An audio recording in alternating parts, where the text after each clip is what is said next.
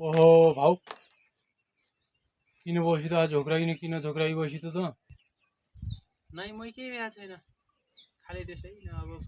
कैसँग बोल्दै एक्लै मान्छे थियो क्या त्यही पनि यसो न म बस्या चाहिँ म त निनाउन बट्या रहेछु तमी आयो कि नै त के बिराम त भइहाल्दै अघि छोरी सोध्यो एउटा बाख्रा लिनु गइपुडी तेरो बा कहाँ गयो भने मेरा बुवा त बिराम भएछ नि भन्ने चाहिँ के भयो त किन भन्नु नै त हो के भएछ अस्पताल जाउँ दुई महिना हट अब दाजुगा जस्तो कुराकानी नै भन्नु नि भने हौ अब क्या त अस्ति अष्टमी भयो अष्टमीका दिन अब अष्टमी मनाइल्नु पर्यो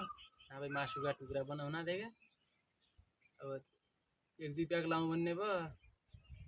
एक दुई प्याक लाइसकेपछि घर आएँ घर आइसकेपछि पछिल्ला छकाल्दाको त महिना टाउको दुख्न लाग्यो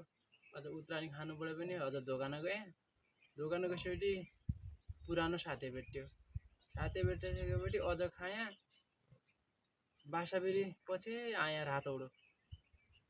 अहिले त यो झोक्राउने मात्रै काम अन्त लाग्यो हद्दी क्या अब म त अरू के बिराम भयो सोच्या दारू खाइन मरे पनि हुने यसरी दारू खाइन बिराम हुनसम्म दारू खानु पर्यो मरे पनि हुने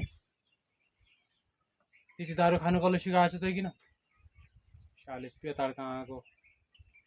अबदेखि दारू खाइन बिराम भएछ भनिन भने तेरो भाँटा कस्तो भएको थाहा पाल्दै